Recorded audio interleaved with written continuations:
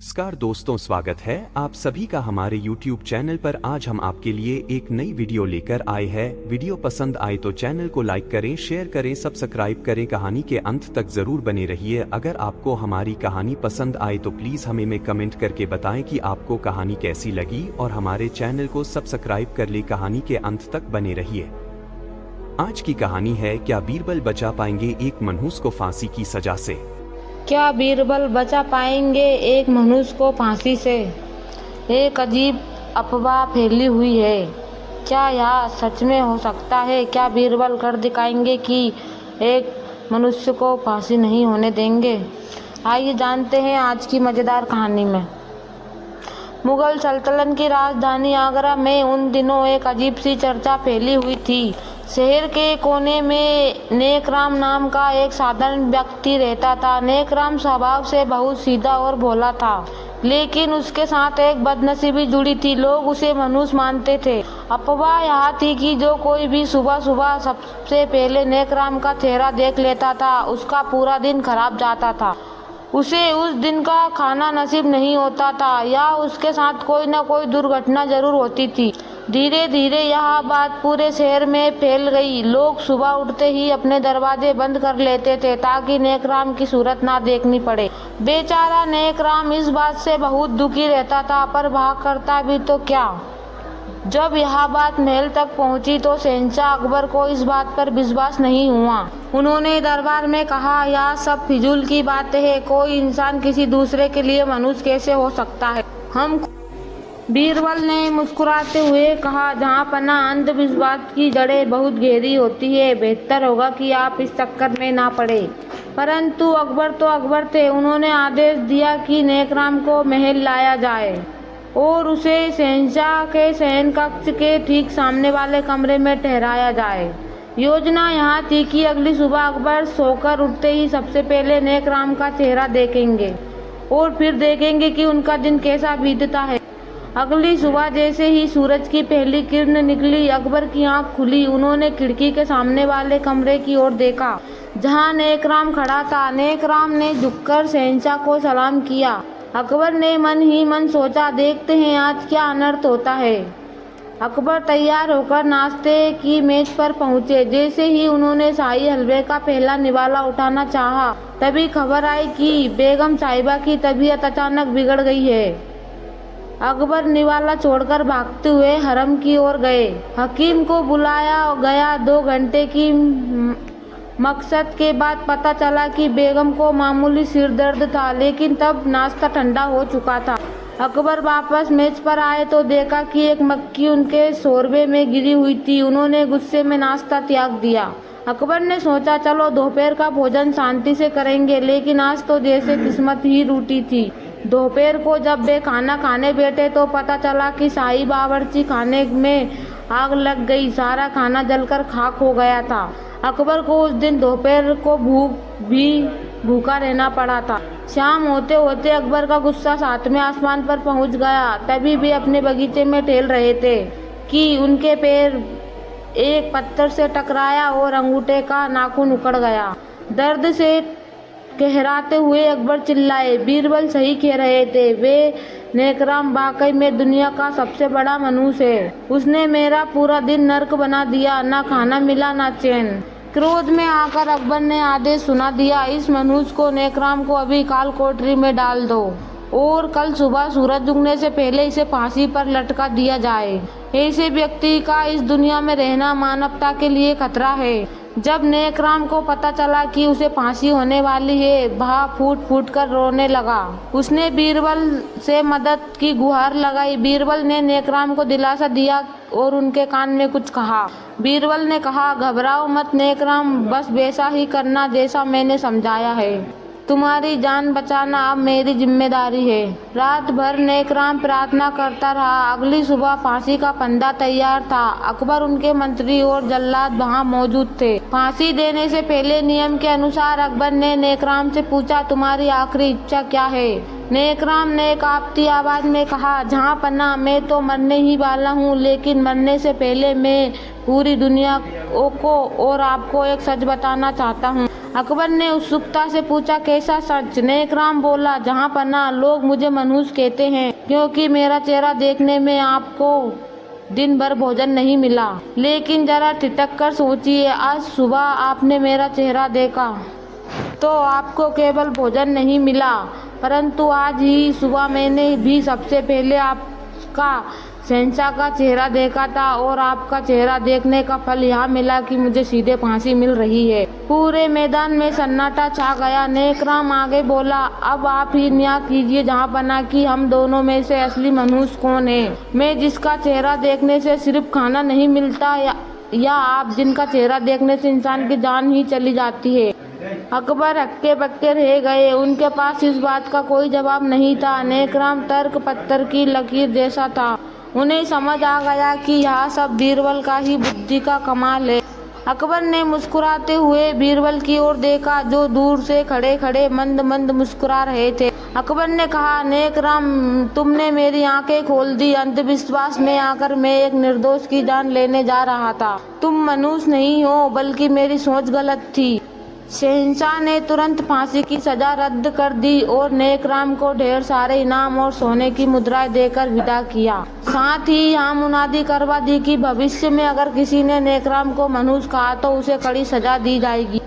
जब सब कुछ शांत हो गया तो अकबर ने बीरबल को अकेले में बुलाया और कहा, बीरबल, तुमने एक बार फिर मुझे शर्मिंदा होने से बचा लिया। लेकिन सच बताओ, अगर नेक राम यह बात ना कहता तो क्या तुम उसे फांसी होने देते? बीरबल ने हंसते हुए जवाब दिया, जहाँ पना मैं तो बस देख रहा था कि आज रात को आपको नींद आती है या नहीं, क्योंकि अगर नेक राम मर जाता तो कल सुबह आप फिर अपना चेहरा आईने में देखते, फिर आप खुद को ही फांसी पर लटकाने का हुक्म कैसे देते? अकबर जोर से ठहाका मारकर हंस पड़े। उन्होंने बीरबल को गले लगा लिया और अपना कीमती मोतियों का माला का हार भेंट किया। कहानी की शिक्षा: किसी भी इंसान को मनुष्य या अशुभ मानना केवल मानसिक वहम है। विज्ञान और तर्क की कसौटी पर ये बातें कभी खरी नहीं उतरती।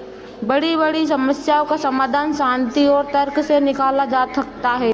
शहंशाह अकबर ने गुस्से और भूख की वजह से फांसी का फैसला लिया, जो कि गलत था। हमेशा ठंडे दिमाग से सोचकर ही न्याय करना चाहिए। जैसा व्यवहार हम अकबर, बीरबल और 7 पहेलियों का खजाना। मुगल साम्राज्य के वैभवशाली दिनों की बात है। शहंशाह अकबर अपने दरबार में बैठे न्याय और राजकाज के कार्यों में व्यस्त थे। तभी दरबार में एक बूढ़ी यात्री आई। उसके फटे पुराने कपड़ों और धूल भरे चेहरे से लग रहा था कि वह मीलों का सफर तय करके आया है। उसके हाथ में एक पुराना मलमेला चर्मपत्र नक्शा था। उसने झुककर सलाम किया और कहा, जहाँ पना मैं अपने पूर्वजों की अमानत लेकर आया हूँ।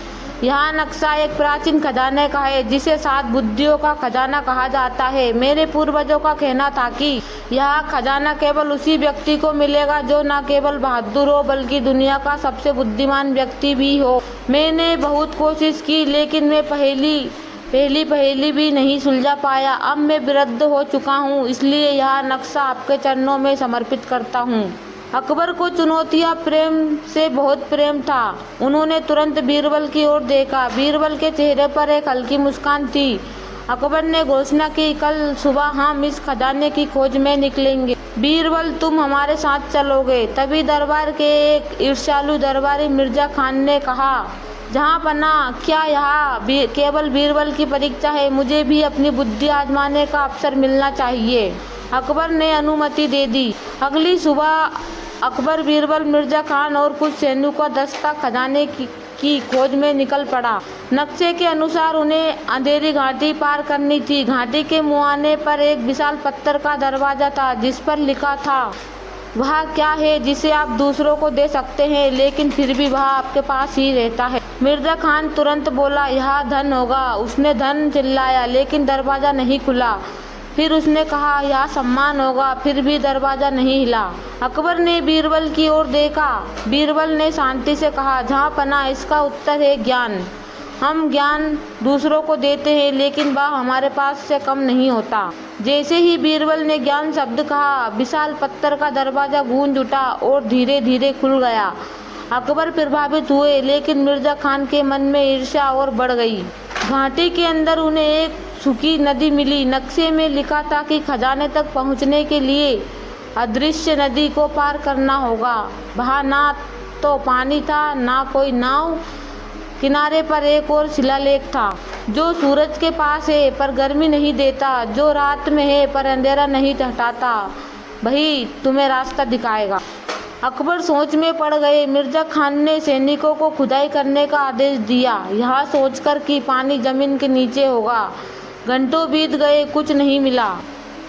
बीरबल ने आसमान की ओर देखा और फिर जमीन की ढलान को समझा। उन्होंने कहा, जहाँ पना वह चीज है परछाई। सूरज की रोशनी में परछाई होती है पर उसमें गर्मी नहीं होती। हमें अपनी परछाई के विपरीत दिशा में चलना होगा। जैसे ही वे अपनी परछाई का पीछा करते हुए एक खास चट्टान तक पहुँचे, वहाँ एक गुप्त सुरंग का द्वार मिला। यह दृश्य नदी का पार करने का तरीका था।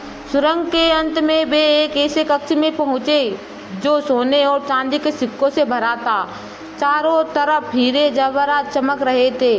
मिर्जा खान की आंखें फटी की फटी रह गई। वह चिल्लाया, खजाना मिल गया जहाँपना, हमें और आगे जाने की क्या जरूरत है। मिर्जा खान ने जैसे ही एक सोने की ईंट उठानी चाही, बीरबल ने उसका हाथ पकड़ लिया। ठहरो मिर्जा, नक्शे में लिखा है कि यहाँ 7 बुद्धियों का खजाना है। यहाँ सोना केवल एक जाल हो सकता है। तभी दीवार पर शब्द उभरे, जो रुक गए भाग हो गया, जो लालच में पड़ा वही दफन हो गया। अचानक कमरे की छत के नीचे आने लगी।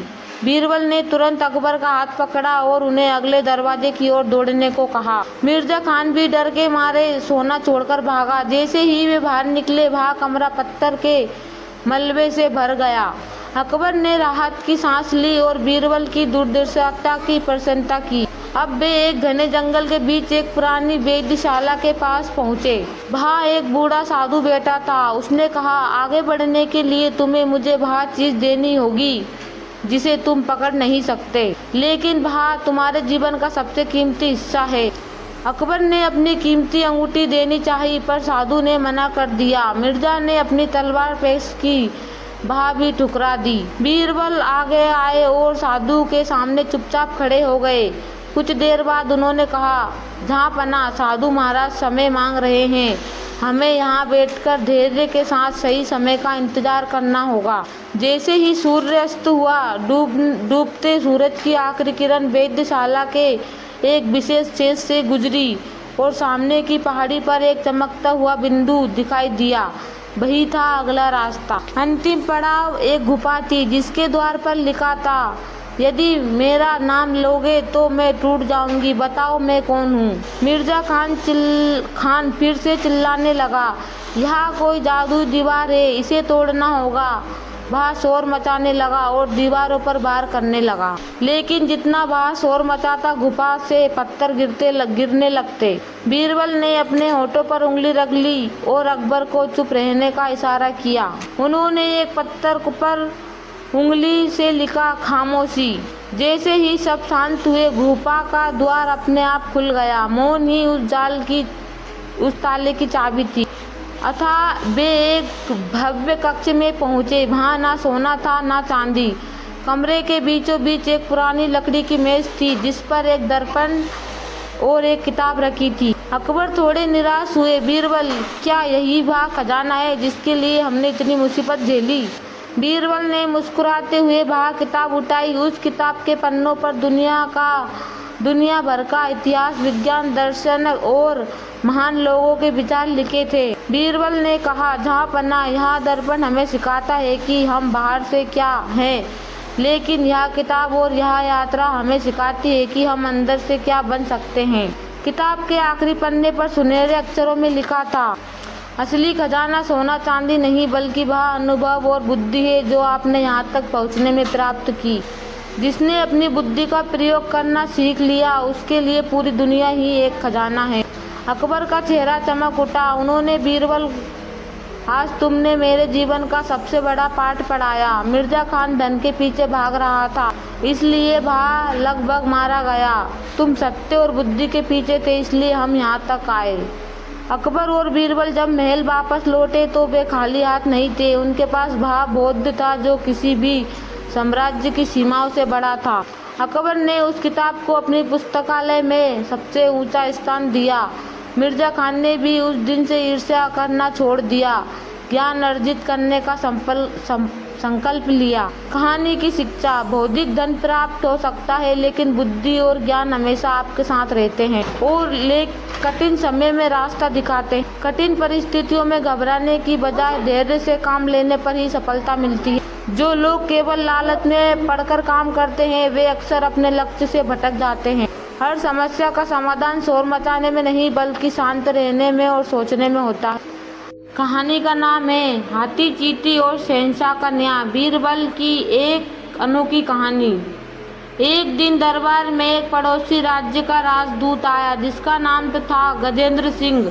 गजेंद्र सिंह कदकाठी में किसी विशाल पर्वत जैसा था, लंबा चौड़ा और अत्यंत बलशाली। लेकिन उनके साथ एक समस्या थी। उसे अपनी शक्ति और अपने विशाल हाथी ऐरावत पर बहुत घमंड था। उसने दरबार के बीचों बीच खड़े होकर कहा, जहाँपनाह, मैंने सुना है कि आपके दरबार में बहुत बुद्धिमान लोग रहते हैं, लेकिन मेरा मानना है कि संसार में केवल शक्ति ही सत्य है। मेरा हाथी ऐरावत इतना विशाल है कि वह एक प्रहार में पूरे शहर को तबाह कर सकता है। क्या आपके पास कोई ऐसी शक्ति है जो मेरे इस पहाड़ को चुनौती दे सके? अकबर को राजदूत की यह उद्दंडता पसंद नहीं आई। उन्होंने बीरबल की ओर देखा। बीरबल मुस्कुराए और बोले, राजदूत महोदय, शक्ति केवल शरीर में नहीं सोच में होती है। कभी कभी एक छोटी सी चींटी भी विशाल हाथी को धूल चटा देती है। गजेंद्र सिंह ठहाका मारकर हंसा, एक चींटी? बीरबल, तुम मजाक अच्छा कर लेते हो। अगर 7 दिनों के भीतर तुम अपनी इस चींटी वाली बात को साबित ना कर सके तो तुम्हें यह स्वीकार करना होगा कि मुगलिया सल्तनत की बुद्धि मेरी शक्ति के सामने बौनी है। अकबर थोड़े चिंतित थे। उन्होंने बीरबल से कहा, बीरबल, तुमने चुनौती तो स्वीकार कर ली, लेकिन हाथी को चींटी कैसे हरवाओगे?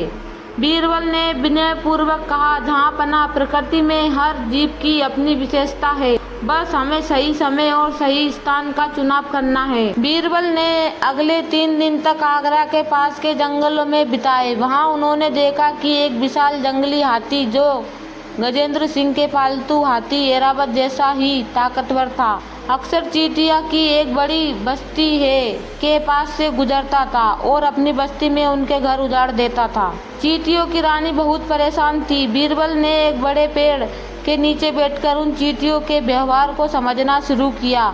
उन्होंने देखा कि चींटियां संगठित थी, लेकिन वे हाथी के डर से भाग जाती थी। बीरबल ने धीरे से चींटियों के पास जाकर कुछ दाने डाले और उनके मार्ग को एक विशेष दिशा में मोड़ दिया। 7वें दिन आगरा के विशाल मैदान में मुकाबला तय हुआ। एक तरफ गजेंद्र सिंह का विशाल हाथी ऐरावत खड़ा था, जो सोने की कतरनों और भारी जंजीरों से सजा हुआ था। वह चिंगाड़ रहा था और अपनी सूंड से बड़े बड़े पेड़ों को उखाड़ने का प्रदर्शन कर रहा था। दूसरी तरफ बीरबल एक छोटी सी कांच की डिब्बिया लेकर आए। गजेंद्र सिंह ने मखौड़ उड़ाते हुए कहा, बीरबल, कहाँ है तुम्हारी सेना? क्या इस डिबिया में तुम्हारा सिकंदर बंद है? बीरबल ने शांति से कहा, हाँ राजदूत महोदय, इसमें वह शक्ति है जो आपके हाथी का अहंकार तोड़ देगी।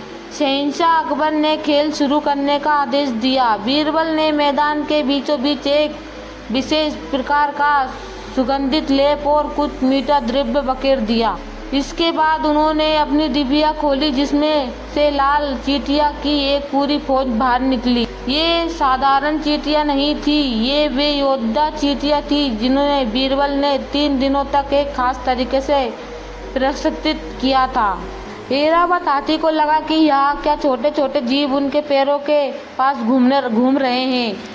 उसने अपनी सूंड से फूंक मारी ताकि वे उड़ जाए, लेकिन चींटियां बहुत फुर्तीली थी। जैसे ही ऐरावत ने अपनी सूंड जमीन के पास की, कुछ चींटियां उसकी सूंड के संवेदनशील हिस्से के अंदर घुस गई।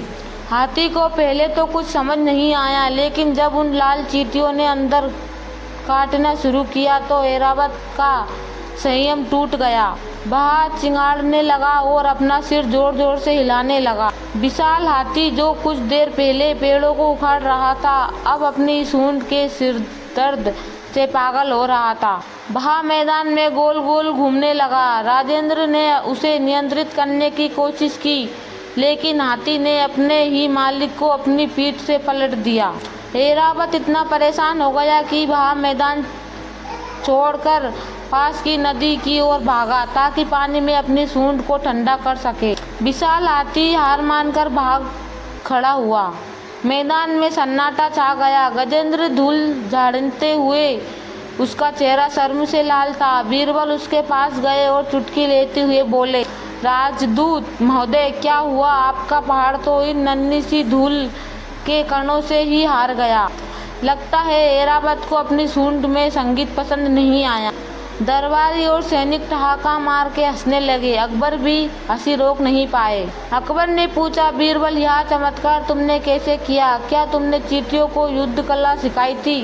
बीरबल ने हंसते हुए जवाब दिया, नहीं जहाँपनाह, मैंने बस हाथी के अहंकार और उसकी सबसे बड़ी कमजोरी को ढूंढा। हाथी का शरीर विशाल है, लेकिन उसकी सूंड का अंदरूनी हिस्सा बहुत कोमल होता है। चींटी छोटी है, इसलिए वह उस जगह पहुंच सकती है जहां तलवार तक नहीं पहुंचती।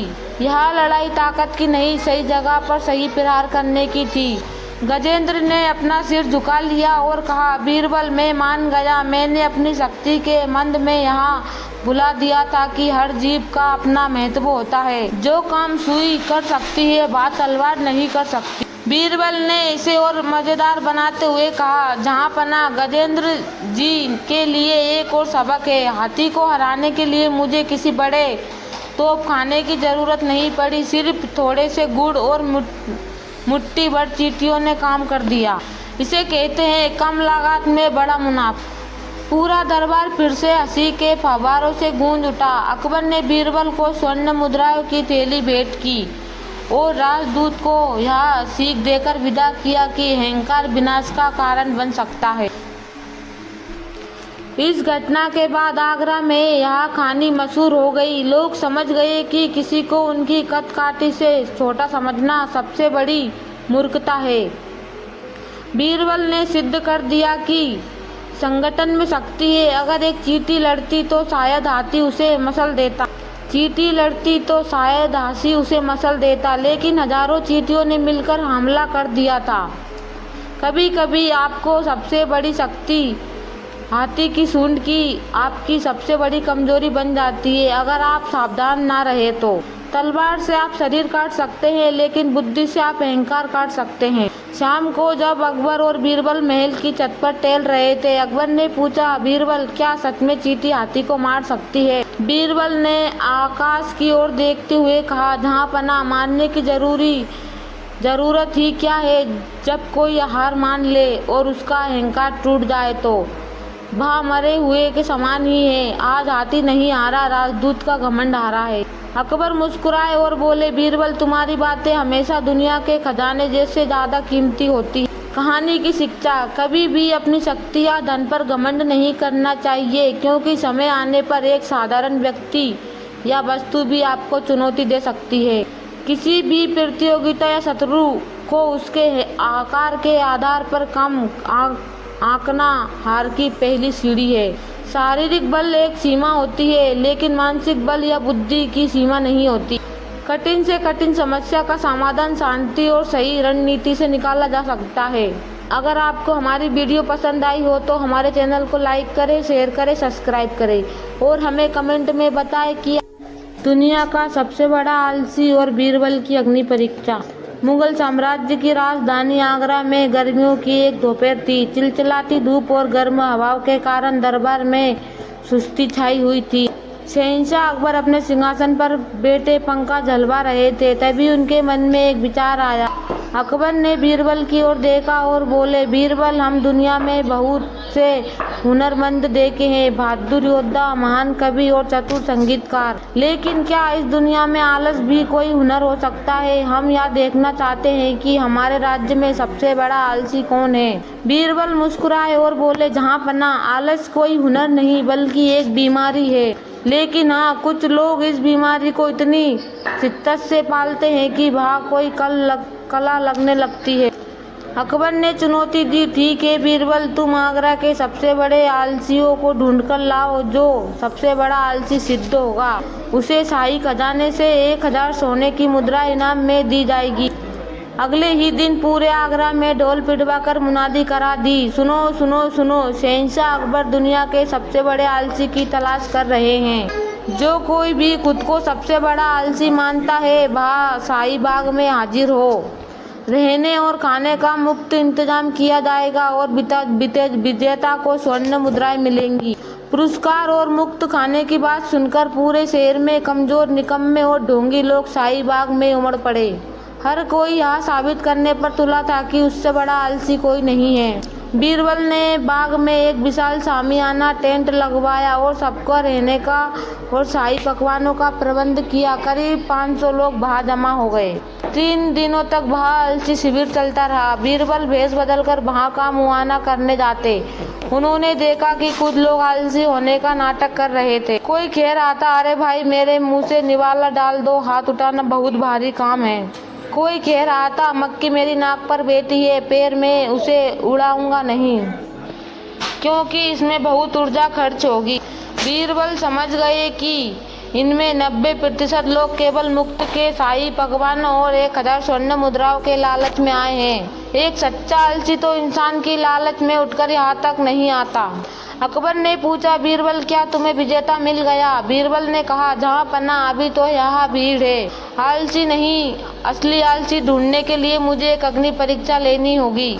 चौथे दिन दोपहर जब सभी आलसी छक्कर शाही भोजन करने के बाद शामियाने में लेटे हुए थे और खराटे मार रहे थे, बीरबल ने सैनिकों को गुप्त आदेश दिया। अचानक सैनिकों ने शामियाने के चारों ओर कोनों में सूखी घास रखकर आग लगा दी। देखते ही देखते धुआं उठने लगा और आग की लपटें ऊंची होने लगी। सैनिकों ने चिल्लाना शुरू किया, भागो भागो, शामियाने में आग लग गई, सब जलकर खाक हो जाएगा, अपनी अपनी जान बचाओ। आग और धुएं को देखते ही वहाँ मौजूद आलसियों में भड़कदम मच गई।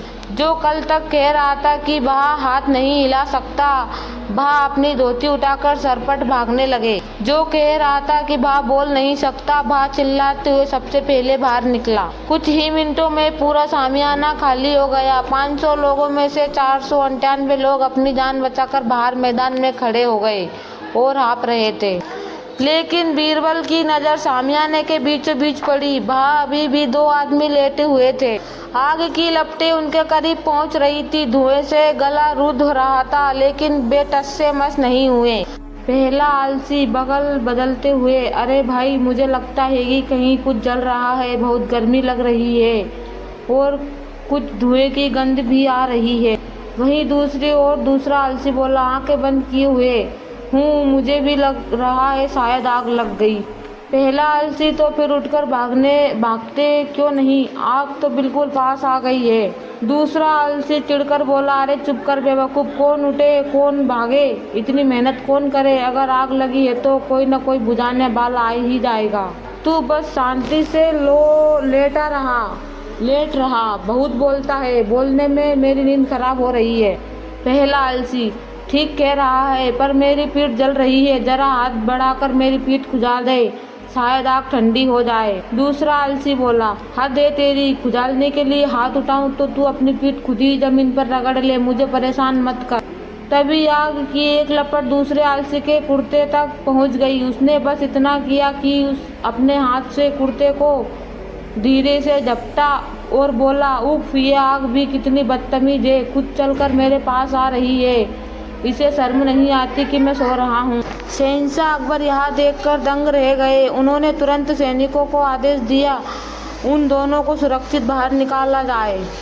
बीरबल हंसते हुए बोले, जहाँ पनाह मिल गए आपके सबसे बड़े आलसी, बाकी सब तो लालची थे जो इनाम के लिए आलसी बने थे, लेकिन ये 2 महाशय तो अपनी जान की भी परवाह नहीं करते, क्योंकि जान बचाना भी इनके लिए एक थकाने वाला काम है।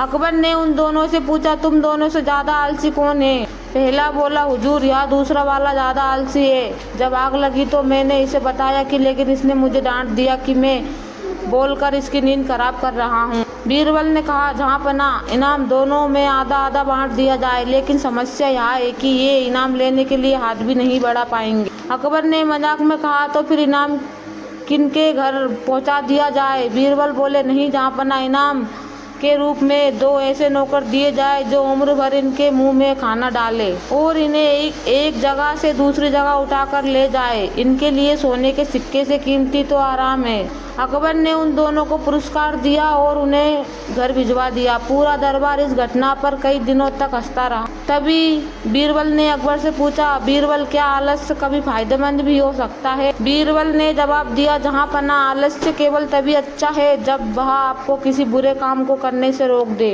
जैसे अगर कोई बुरा आदमी इतना आलसी हो जाए कि वह किसी को नुकसान पहुंचाने की मेहनत भी ना करे चाहे, तो उसका आलस्य समाज के लिए वरदान है।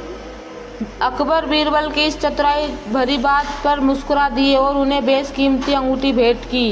कहानी की शिक्षा, दिखावा और सच्चाई। बहुत से लोग लाभ के लिए स्वभाव नाटक रचते हैं, लेकिन असली स्वभाव संकट के समय ही प्रकट होता है। आलस्य एक अभिशाप है। कहानी मजेदार जरूर है, लेकिन यहाँ सिखाती है कि आलसी व्यक्ति अपनी जान जोखिम में डाल देता है पर मेहनत करना नहीं चाहता। जीवन में सफलता केवल कर्म कष्टा से मिलती है। बीरबल ने सिखाया कि किसी असलियत जानने के लिए परिस्थिति पैदा करना जरूरी है। आलसियों पर एक बड़ा व्यंजन है कि कुछ लोग अपनी कर्मण्यता से भी जायदाद ठहराते हैं। अगर आपको हमारी वीडियो पसंद आई हो तो हमारे चैनल को कमेंट सब्सक्राइब कर ले।